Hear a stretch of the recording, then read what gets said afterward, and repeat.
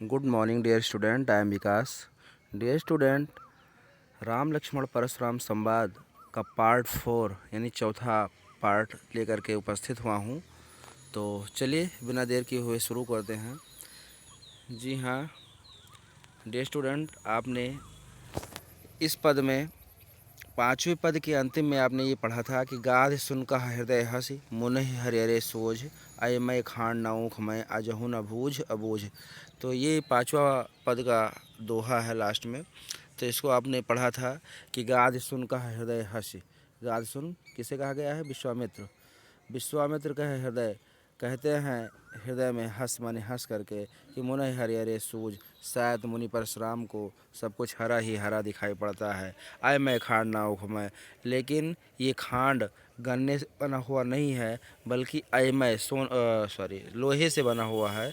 अजहु न बूझ अबूझ, शायद इस चीज़ से अभी भी ये अबूझ हैं, शायद इनको पता नहीं है। किसको? परशुराम जी को। तब आगे ये लास्ट पद है, अंतिम पद है, छठवां पद आपके सिलेबस का।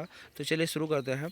कहो लखन मुनिशील तुम्हारा को नहीं जान विदित संसारा मात पिता उरिन भयनी के गुरु ऋण रहा सोच बड़ जी के। लखन, कहो लखन, कहो माने कहते हैं, लखन माने लक्ष्मण जी। मुनिशील तुम्हारे, हे परशुराम जी, हे मुनि, जो शील तुम्हारा, जो तुम्हारा शील है, दया है, कौन नहीं जानता। विदित संसार है तो पूरे संसार को विदित है, सबको पूरे संसार को मालूम है। माता पिता उरिन भैनी के, जो माता पिता हैं आपके, वो आपसे उऋण हो गए हैं। आपने उनको, उनसे आप उऋण हो गए हैं अपने माता पिता के कर्ज से। गुरु ऋण रहा, जो गुरु का ऋण है, ऋण माने ऋण है, कर्ज है। रहा सोच बड़ जी के, शायद जो गुरु का ऋण है वही आपकी चिंता, उसी चिंता में आप लगे हैं, बहुत सोच में पड़े हुए हैं अपने गुरु ऋण से।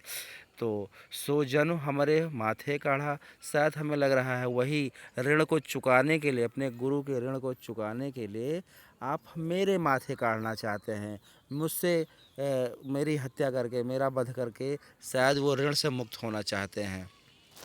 और फिर मतलब व्यंग कर रहे हैं लक्ष्मण जी, और व्यंग करते हुए कहते हैं दिन चले गए ब्याज बाढ़ा, और कई दिन हो गए हैं, यानी अपने ऋण, गुरु से के ऋण से अभी तक मुक्त नहीं हुए हैं आप, उसका ब्याज भी बहुत बढ़ गया है। और आगे लक्ष्मण जी कहते हैं व्यंग्यपूर्वक कि अब आनी बेवहरिया बोली।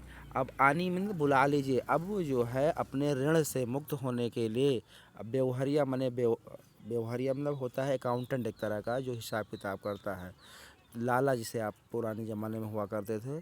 तो अब आनी बेवहरिया बोली, अब आप कोई अकाउंटेंट को, हिसाब किताब करने वाले को बुला लीजिए, और तुरंत देव मैं थैली खोली, और मैं जो आपका ऋण ये बढ़ गया है, ब्याज बढ़ गया है, मैं तुरंत अपनी थैली खोल करके दे देता हूँ। यानी व्यंग करते हैं, व्यंग पर व्यंग करते जा रहे हैं। और सुन करके ऐसी वचन को, उनको क्रोध, उनका परशुराम जी का क्रोध और बढ़ता जा रहा है। तो वही आगे कहते हैं शून्य कटु वचन कुठार सुधारा। ऐसे कटु माने कठोर वचन में, वचन को, लक्ष्मण जी के वचन को सुन करके कुठार सुधारा, कुठार माने फरसा को अपना सुधारा, अपने फरसे को हाथ में ले लेते हैं वार करने के लिए। किस पर? लक्ष्मण पर। हाय हाय सब सभा पुकारा। इतने में जैसे ही अपना फरसा वो सीधा करते हैं उन पर हमला बोलना करने के लिए, तभी हाय हाय हाय हाय मच जाती है पूरे सभा में। सभा वहाँ पर जो राजा महाराजा लोग बैठे हुए हैं उन पर सब हाहाकार मच जाता है, सभी लोग हाय हाय हाहाकार मचाने लगते हैं। तो भृगु परस दिखावो मोहि विप्र विचार बचो नृपदोही। फिर लक्ष्मण जी कहते हैं भृगु परस दिखावो मोहि, हे भृगु वंश के श्रेष्ठ मुनि परशुराम जी, परस दिखावो मोहि, आप हमें फारसा दिखा रहे हैं। विप्र विचार बचो नृपद्रोही, आप तो नृप के द्रोही हैं, कई राजाओं को आपने की हत्या की है, कई राजाओं को आपने मारा है, कई क्षत्रियों का द्रोह है आपके ऊपर, लेकिन इसके बावजूद मैं आप पर हमला नहीं कर रहा, उसका बदला नहीं ले रहा हूँ। सिर्फ केवल एक बात विचार करके, ये सोच करके कि आप विप्र हैं, विप्र मीन्स ब्राह्मण, विप्र विचार बचो नृप द्रोही, मैं केवल विप्र के विचार करके मैं आपसे बचता हूँ, आप पर हमला करने से बचता हूँ, यद्यपि आप नृपद्रोही हैं। फिर आगे लक्ष्मण कहते हैं मिले न कबो सुबह रन गाढ़े। शायद हमें लगता है ऐसा कि कभी रन माने युद्ध के मैदान में आपको कोई सुभट महान योद्धा नहीं मिला, कोई अच्छे योद्धा के साथ आपका पाला नहीं पड़ा। द्विज देवता घर ही के बाढ़े। हे द्विज देवता, द्विज माने ब्राह्मण भी होता है।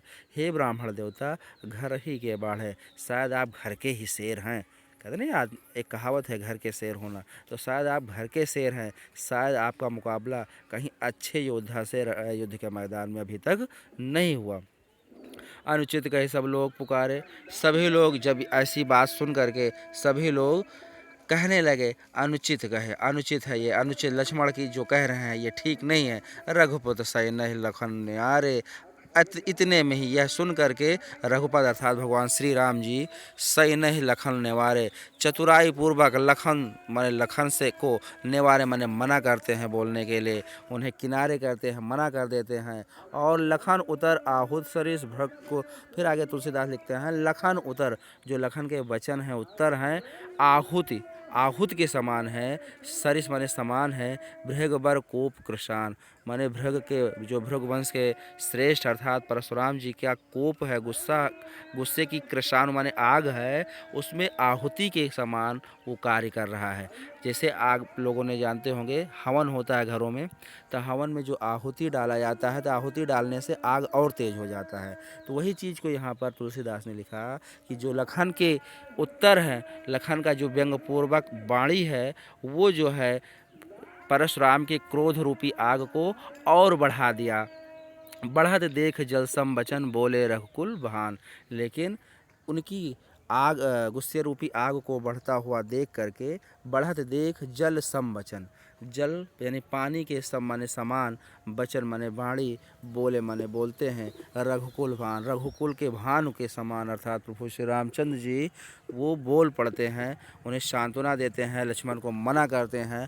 और बीच में भगवान श्री रामचंद्र जैसे जल डाल देने से अग्नि शांत हो जाती है, उसी तरह जल रूपी वचन बोलते हैं, जिससे जो है परशुराम का गुस्सा कम होने लगता है।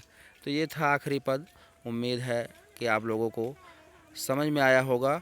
और इसके आगे इस प्रसंग में राम लक्ष्मण परशुराम जो संवाद है, इसमें और भी आगे प्रसंग है, कई पद हैं, लेकिन आपके सिलेबस में ये अंतिम पद था, 6 पद कुल हैं।